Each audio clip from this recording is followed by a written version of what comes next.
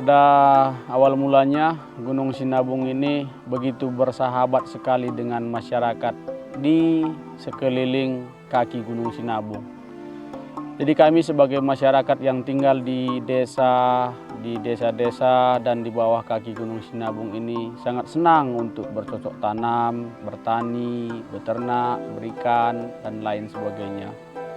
Tapi pada saat-saat belakangan ini kami sangat bersedih atas kejadian Gunung Sinabung yang saat ini erupsi yang tidak berkesudahan.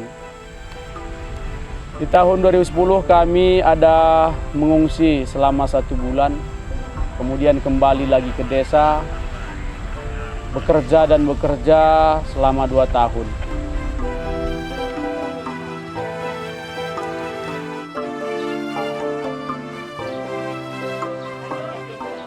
Di tahun 2013 kami kembali dikejutkan dengan reaksi Gunung Sinabung ini. Kami lari dan kembali mengungsi ke tempat-tempat saudara-saudara kami yang jauh dari desa ini. Jadi di tahun 2013 itu kami mengungsi lebih kurang 9 bulan. Itulah paling lama kami tinggalkan desa kami. Dan desa kami datangi sekali-sekali, sudah tinggal rangka-rangka rumahnya saja karena sengnya sudah hancur lebur semua. Ketika kami berpikir aman gunung ini, di situ dia erupsi besar-besaran. Sampai kadang kami ketutup oleh abu vulkanik, hujan pasir, hujan abu, itu makanan kami sehari-hari di bawah kaki gunung ini.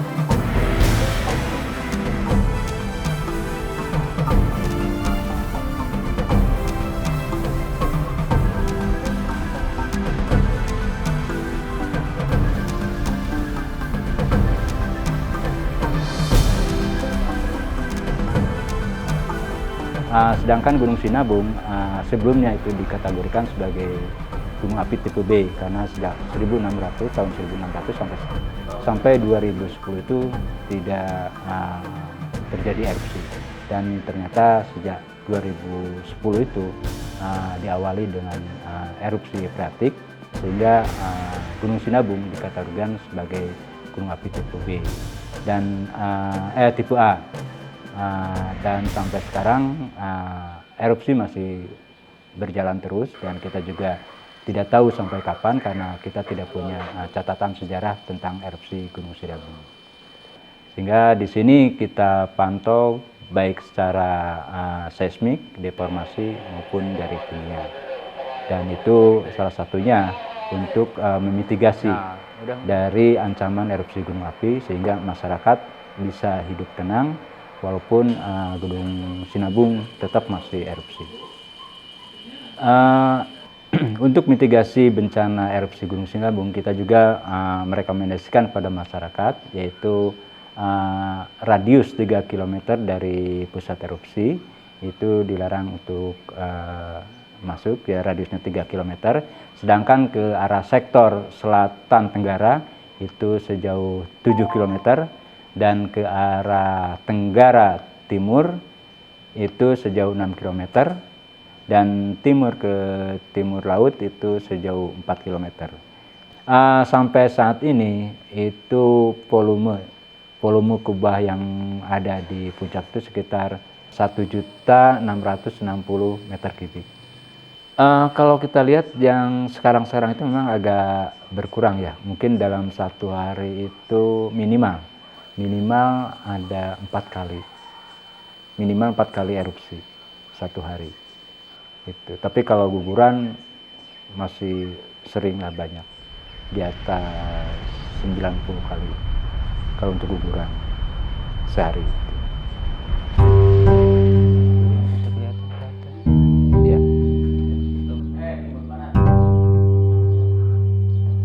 Ke arah tenggara, ke arah barat.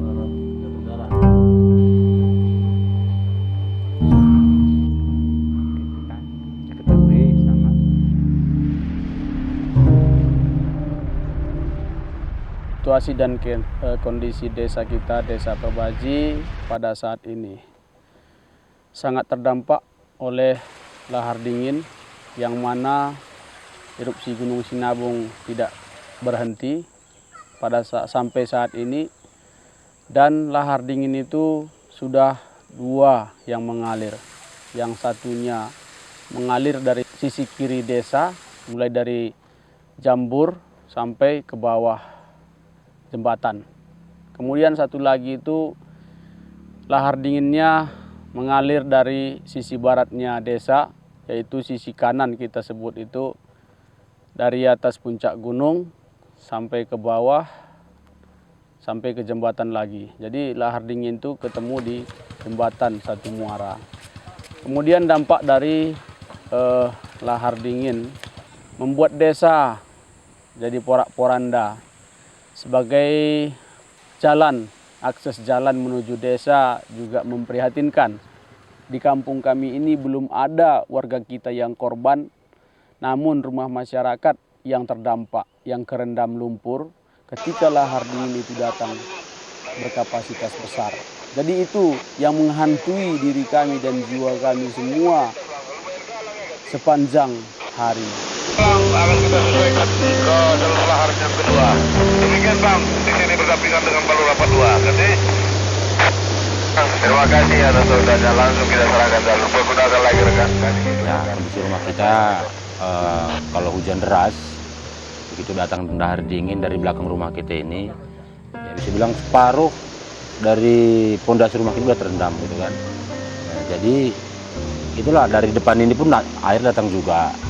Jadi misalnya kalau datang lahar dingin kita udah terjebak, nggak bisa kemana-mana lagi kalau rumah kita ini. Nah, jadi saya dibilang risikonya sangat tinggi lah sebetulnya kalau masih kita tempat rumah ini.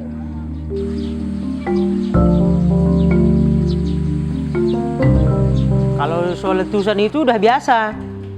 Kalau masalah letusan, karena menurut geologi itu kan kalau awan panas kan nggak kemungkinan ada kemari gitulah jalurnya. Tapi kalau lahar dingin, kalau pasti hujan kan dari rumah kita yang lewat. Kalau hujan kan nggak tahu kita entah siang nanti datang, entah tengah malam. Kalau siang masih bisa lah kita keluar dari rumah. Pas nanti malam datang tiba-tiba jam 1 malam, mana kita nanti lari? Sementara jalan mau lewat aja nyebrang nggak ada lagi.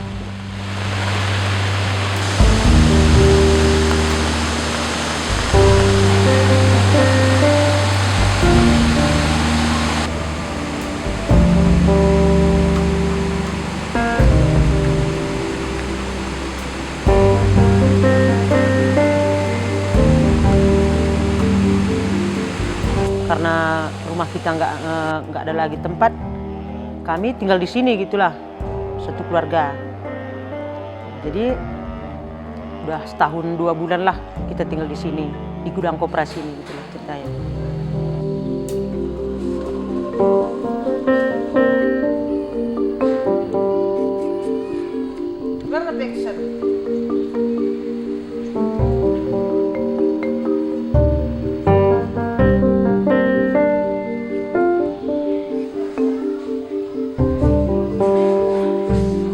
Jadi karena ada kemarin dari PT Sempurna mengajukan istilahnya untuk pembangunan rumah itu, makanya kami ajukan. Karena itu tadi, istilahnya tempat tinggal kami sekarang ini udah nggak aman lagi untuk ditinggali karena laharan tersebut. Karena pada hari ini kita dapat berkumpul. Kemudian yang kami hormati PT HM Sempurna, Letakkan batu pertama pembangunan rumah aman gempa untuk Yayasan IDEP bekerja sama dengan Sampurna untuk Indonesia mengurangi beban masyarakat Desa Perbaji melalui program pembangunan rumah aman gempa untuk masyarakat yang berada di pinggiran jalur lahar dingin.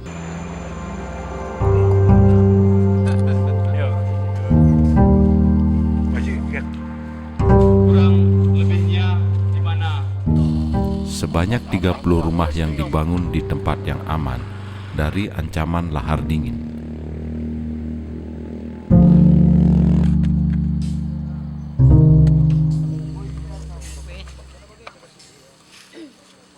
Lokasi pembangunan berada di kebun-kebun milik masyarakat yang masih dalam lingkungan desa mereka.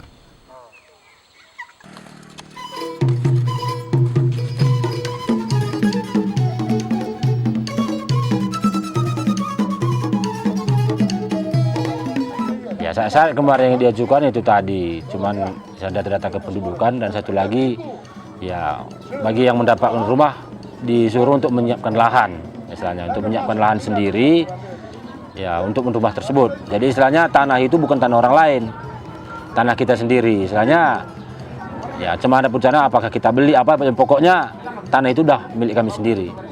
Kita kemarin mengambil lokasi yang misalnya agak jauh dari jangkauan laharan tersebut, misalnya daerah yang aman lah, karena di situ juga masih kawasan desa Perbaji, jadi kami pikir kemarin ya cuma disitulah tempat yang paling cocok. Sebetulnya kalau datang bantuan ini merasa bersyukur, tapi ada juga sulitnya sebetulnya, karena yang dibilang yang ngasih bantuan ini kemarin itu kalau nggak ada lahan nggak mungkin dibikin sebetulnya kan. Jadi kita nggak punya lahan di sini. Sempat juga semalam itu, udahlah nggak usah diterima. Kalau memang nggak ada, uang kita pun nggak ada, hanya beli tanah. Udahlah biar aja, ikhlaskan aja, nggak dapat nggak usah, gitulah semalam itu kan. Jadi itulah namanya kalau udah Tuhan berkati, gitulah ibaratnya. Jadi diomongin kesana kemari, ya kita carilah solusi kemana bagusnya gitulah, biar dapat rumah ini, biar nggak hilang. Ya jadi kita rebutkanlah sama keluarga untuk minta bantuannya untuk membeli lahan, gitulah. Jadi bukan uang kita yang membeli lahan itu, jadi dari dukungan dari keluarga gitulah. Ibaratnya sekedar pinjaman, gitu aja.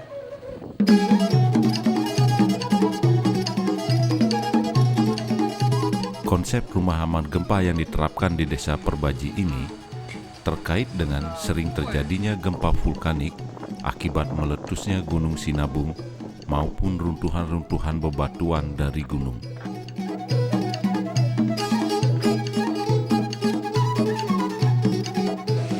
Para tukang yang membangun rumah masyarakat dilatih terlebih dahulu untuk memahami standar-standar yang harus diterapkan, sehingga kualitas bangunan dapat dijaga dan aman apabila gempa terjadi.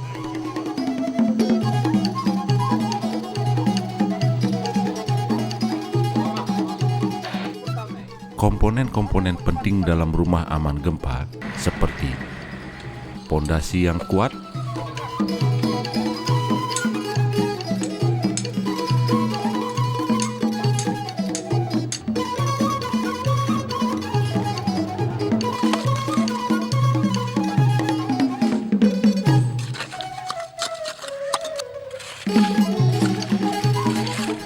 adanya besi jangkar yang mengikat balok pondasi,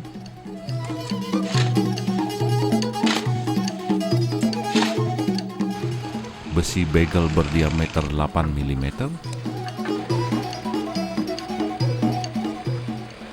besi tulangan berdiameter 10 mm,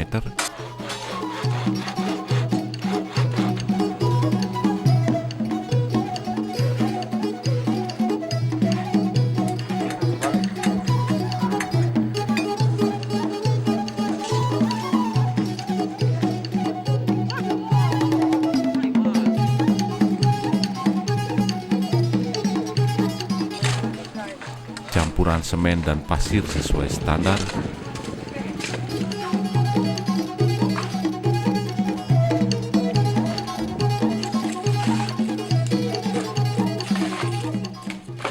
besi jangkar yang mengikat dinding bangunan,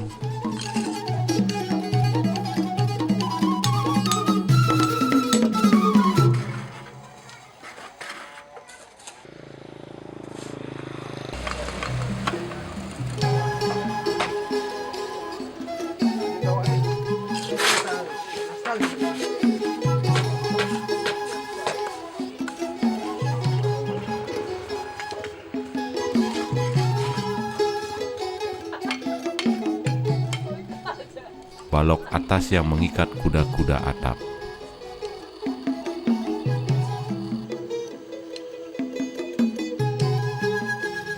Atap bangunan menggunakan atap yang ramah lingkungan, tidak menyerap panas saat matahari terik.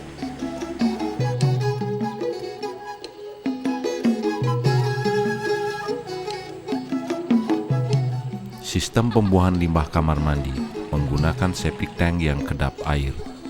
Kemudian aliran diteruskan penyalurannya melalui pipa penyerap dan dimanfaatkan oleh tanaman akar wangi untuk mengurangi pencemaran limbah ke lingkungan sekitar.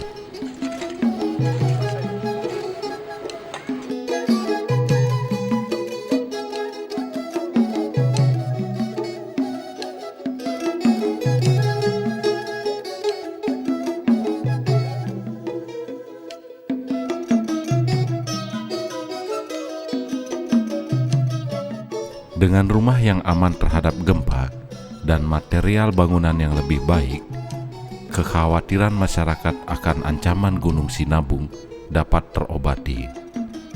Masyarakat dapat melanjutkan aktivitasnya dengan lebih baik dan tempat berteduh yang aman dan nyaman. Karena dibilang konsepnya itu rumah aman gempa gitulah istilahnya kan. Sementara kita tinggal di bawah gunung ini, otomatis gempa itu selalu nanti datang. Nah, itu aja. Jadi menurut kami, walaupun kecil gini nggak diplaster, kalau tahan gempa, pas nanti pun gunung itu meletus, walaupun nanti kayak mana getarannya, ya pasti udah aman di dalam gitulah.